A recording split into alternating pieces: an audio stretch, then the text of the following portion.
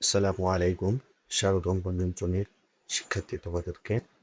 আজকে তোমাদের পঞ্চম শ্রেণীর পাঠ্য বই ২য় অধ্যায়ের কথায় লিখা অঙ্কগুলা সমাধান করব। ৩০তম পৃষ্ঠাতে যে সকল অঙ্ক রয়েছে ৫ থেকে ১৫ পর্যন্ত সে অঙ্কগুলো সমাধান করব আমরা। চলো তাহলে শুরু করি। তোমাদের বইয়ের ৩০তম পৃষ্ঠাতে ঠিক এরকম একটা পৃষ্ঠা দেওয়া রয়েছে। এখানে কিছু অঙ্ক রয়েছে ৫ থেকে ১৫ পর্যন্ত। এই অঙ্কগুলো আমরা আজকে সমাধান করব, ঠিক আছে? দেখো ৫ নম্বর অঙ্ক কি বলেছে যে ১২টি কলা এবং ৮টি পেঁপের মূল্য একত্রে ৬১৬ টাকা। একটি কলার মূল্য ৮ টাকা হলে একটি পেঁপের মূল্য কত? এখানে বলা হয়েছে যে ১২টি কলা এবং ৮টি পেঁপের মূল্য একত্রে। একত্রে মানে কি? যোগফল ৬১৬ টাকা, মানে একসাথে রয়েছে। ১২টি কলা এবং সেখানেই রয়েছে ৮টি পেঁপে, ঠিক আছে? যার মূল্য রাখা হয়েছে ৬১৬ টাকা। এবার বলেছে একটি কলার মূল্য ৮ টাকা হলে একটি পেঁপের মূল্য কত? অঙ্কটা আমরা পড়লাম যে ১২টি কলা রয়েছে, ১২টি কলার মূল্য, কিন্তু আমাদের এখানে একটি কলার মূল্য ৮ টাকা রয়েছে। তাহলে আমরা লিখব সমাধান লেখার সময় যে ৫ নম্বর সমাধান লেখার পরে লিখব যে ১২টি কলার মূল্য যদি ৮ টাকা করে হয়, ১২টি কলার মূল্য মানে একটি কলার মূল্য ৮ টাকা করে হলে ১২টি কলার মূল্য সমান সমান ১২ গুণন ৮, ঠিক আছে? তাহলে ৯৬ টাকা। আমরা এটি হচ্ছে যে গাণিতিক বাক্যে প্রকাশ অধ্যায়, তবে আমরা গাণিতিক বাক্যে প্রকাশ করব। প্রথমে আমরা সাধারণ নিয়মে অঙ্কগুলা দেখব, দেখে বুঝে তারপরে গাণিতিক বাক্যেও আমরা প্রকাশ করব। ২টা নিয়মে করব, সাধারণ নিয়ম প্লাস গাণিতিক বাক্যে ২ নিয়মে আমরা সমাধান করব। এরপরে দেখো বলেছে যে ৮টি পেঁপের মূল্য।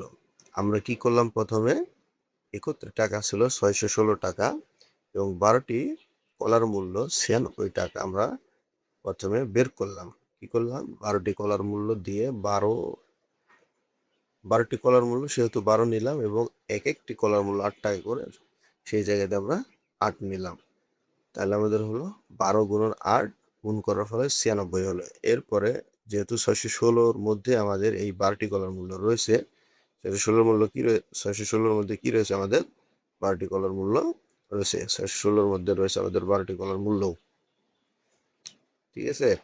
তাহলে ৯৬ টাকা হচ্ছে যে ৬১৬ টাকার মধ্যে ১২টি কলার মূল্য। আর ৯৬ যদি আমরা বাদ করি তাহলে ৫২০ টাকা। এই ৫২০ টাকা হচ্ছে আমাদের ৮টি পেঁপের মূল্য। এরপরে দেখো যে ৮টি পেঁপের মূল্য যদি ৫২০ টাকা হয় তাহলে একটি পেঁপের মূল্য কত টাকা হবে? তাহলে ৮ দিয়ে যদি আমরা ৫২০কে ভাগ করি, যে ৬৫ বের হবে, ভাগফল এই ৬৫ টাকাই হচ্ছে একটি পেঁপের মূল্য। তাহলে উত্তর আমাদের বের হলো একটি পেঁপের মূল্য ৬৫ টাকা। এবার যদি আমরা গাণিতিক বাক্যে প্রকাশ করি তাহলে দেখো কিভাবে করব। গাণিতিক বাক্যে লিখার পরে লিখবো যে একটি পেঁপের মূল্য সমান সমান মোট মূল্য। একটি পেঁপের মূল্য সমান সমান আমাদের মোট মূল্য, অর্থাৎ মোট মূল্য কত টাকা? ৬১৬ টাকা। একটি পেঁপের মূল্য সমান সমান আমাদের মোট মূল্য। মোট মূল্য কত টাকা? ৬১৬ টাকা। ৬১৬ টাকা থেকে আমরা কি করব? কলার মূল্য বাদ দিব। কয়টি কলার মূল্য? ১২টি কলার মূল্য বাদ দিব, কারণ একটি কলার মূল্য ৮ টাকা করে হলে ১২টি কলার মূল্য ৯৬ টাকা হবে। তাহলে দ্বিতীয় লাইনে আমরা কি লিখতে পারি? যে ৬১৬ বিয়োগ ১২ গুণন ৮, ফার্স্ট ব্র্যাকেট, সেকেন্ড ব্র্যাকেট, তারপরে ভাগ হচ্ছে আমাদের ৮। এটা আশা করি বুঝতে পেরেছো যে ৬১৬ কোথা থেকে পেলাম, বিয়োগ এই যে ১২ গুণন ৮ কোথা থেকে পেলাম, এবং ভাগ কোথায়? ভাগ ৮ কোথায় পেলাম এই সংখ্যাগুলোর মধ্যে, ঠিক আছে? এরপরে দেখো আমাদের রয়েছে ফার্স্ট ব্র্যাকেট ১২ এবং ৮ গুণ করা লাগবে। ফার্স্ট ব্র্যাকেটের মধ্যে যেহেতু রয়েছে ১২ এবং ৮, তাহলে গুণ করলাম। ফার্স্ট ব্র্যাকেটের কাজ করতে হবে প্রথমে গাণিতিক বাক্যের ক্ষেত্রে। গুণ করার ফলে আমরা পেলাম ৯৬। এবার ৯৬ কোথা থেকে বাদ দেব? ৬১৬ থেকে, কারণ ৬১৬ টাকা এখানে রয়েছে, ৯৬ টাকা কলার দাম। তাহলে কলার দাম যদি আমি বাদ দিই তাহলে ওইখানে পেঁপের দাম অবশিষ্ট থাকবে। তাহলে কলার দাম বাদ দিলে আমাদের ৫২০ টাকা পেঁপের দাম থাকবে। এখানে রয়েছে ৮টি পেঁপের মূল্য। এবার 8টি পেঁপের মূল্য থেকে যদি আমি ৮ দিয়েই ভাগ দিই তখন আমি একটি পেঁপের মূল্য পাবো। তাহলে 65 টাকা পেলাম। কয়টি পেঁপের মূল্য? একটি পেঁপের মূল্য। প্রথম যেইটুকু আমি দেখালাম এটা হচ্ছে সাধারণ নিয়ম। আর প্রথমে পরবর্তীতে যেটা গাণিতিক বাক্যে করলাম আমরা, এটা হচ্ছে গাণিতিক বাক্যের নিয়ম।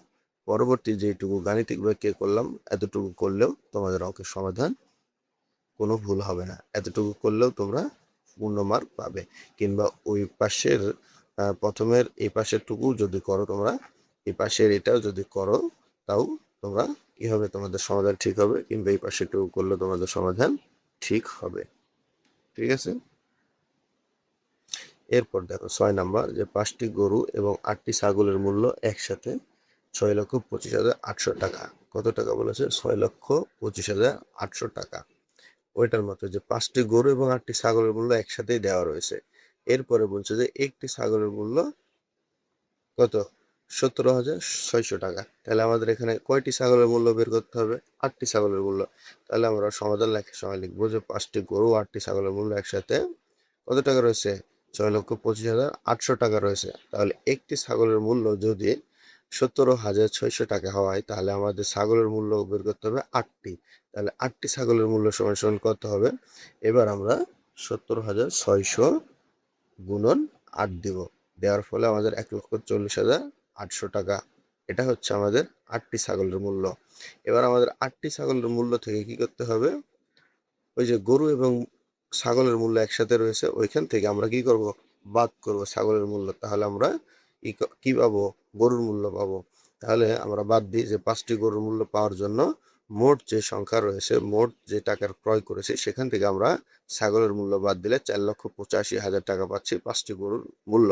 এবার একটি গরুর জন্য আমাদের কি করতে হবে? 5টি গরুর দামের যে টাকার দাম রয়েছে সেখানে 5 দিয়ে ভাগ দিব। যেহেতু 5টি সংখ্যা বলছে, গরুর সংখ্যা 5টি, 5 দিয়ে ভাগ দেওয়ার ফলে আমাদের একটি গরুর মূল্য বের হবে। তাহলে 97,000, এটা হচ্ছে আমাদের একটি গরুর মূল্য। এটা যদি আমরা গাণিতিক বাক্যে করি, তাহলে একটি গরুর মূল্য সমান সমান আমরা মূল যে টাকা রয়েছে 6,25,800 টাকা থেকে বিয়োগ করব 8টি ছাগলের মূল্য, এরপরে ভাগ দিয়ে রাখবো 5। তারপরে আমরা যদি গুণ করি তাহলে 1,40,800 টাকা আমাদের ছাগলের মূল্য বের হবে, ভাগ 5। এবার 4,85,000 টাকা হচ্ছে আমাদের 5টি গরুর মূল্য। একটি গরুর মূল্য 97,000 টাকা। উত্তর লেখার সময় একটি গরুর মূল্য 97,000 টাকা লিখব। এটা হচ্ছে গাণিতিক বাক্যে প্রকাশ। তাও আমাদের সমাধান ঠিক হবে। যদি গাণিতিক বাক্যে টুকু করি তাও হবে, ওই পাশের টুকু যদি করি সাধারণ সমাধান তাও হবে।